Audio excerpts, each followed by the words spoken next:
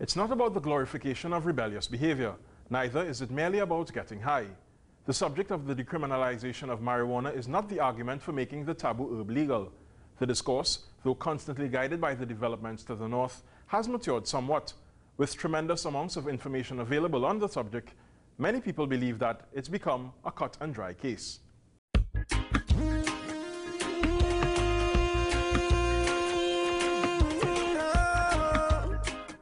It is long overdue that we examine the prosecution of persons for small amounts of marijuana. This is the view of Senior Counsel Martin Daly. He says while pot's popularity has brought it to the attention of lawmakers, there needs to be a clear line drawn. That while I understand that decriminalization has become an international word, I would prefer to see us go along a road of exemption from prosecution. While it's a given that a wide cross-section of people smokes weed, those that have their day in court are predominantly from one social strata. Mr. Daly expects that the discriminatory practice will therefore have to be dialed back should smaller amounts be given a pass. It will also allow the country to regulate the big traffickers more effectively. He warns, however, of the danger posed to consumers by unscrupulous suppliers altering the natural properties of the plant to cause dependency, making control an essential component of the process. There are a lot of operational things that will have to be put in place. Most importantly, you're going to have some kind of regulation of the supply. And it's not going to be very easy to bring supply out of the dark shadows into the light and regulate it. But to introduce and manage that regulation won't be easy. I mean, we can't regulate anything very well in Trinidad, so to make that step, we don't exactly have, nice track records to follow on that. Mr. Daly insists that education is also of paramount importance. That is, not merely casual opinions from those for or against, but intensive, scientifically driven reform. Barry Chavans, who passed away in 2010, was the head of Jamaica's 7-member National Commission on Ganja. That group included a reverend, a medical doctor, and a Queen's Counsel. The commission proposed that the relevant laws be amended so that ganja be decriminalized for the private, personal use of small quantities by adults, but prohibited for use by children and in public places. That ganja should be decriminalized for religious use. That a sustained all-media, all-schools education program targeting youth and aimed at demand reduction accompany the process of decriminalization. That the security forces intensify the interdiction of large cultivation of ganja and trafficking of all illegal drugs, in particular crack cocaine.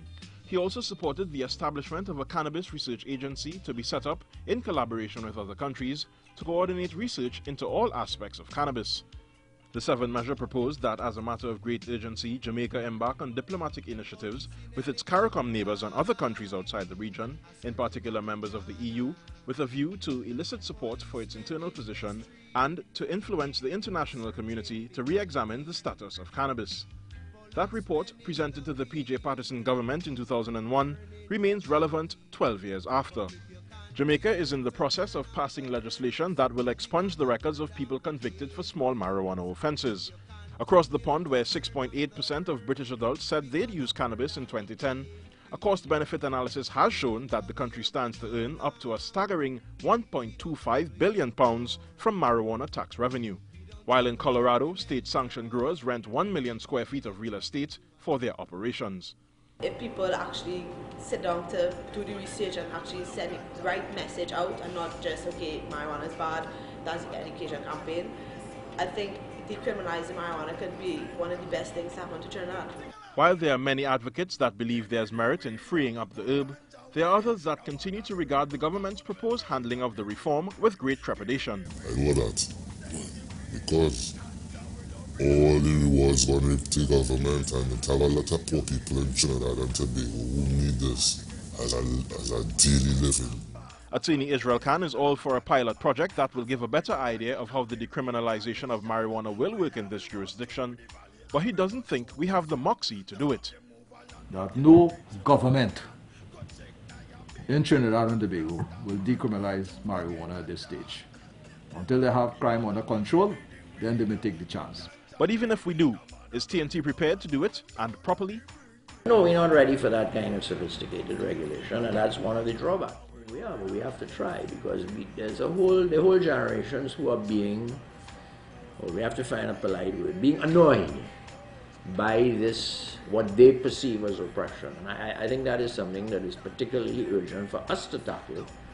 Otherwise, this movement into a kind of North American view of us and them and the police and them, and I think those are all things that we need to calm and soften in this society in order to reduce the levels of violence. This is just the start of the discussion, but talk won't get us very far. What's needed is a collaborative approach that will weigh the pros against the cons and consider all sides of the argument. Jovan Ravello, TV6 News.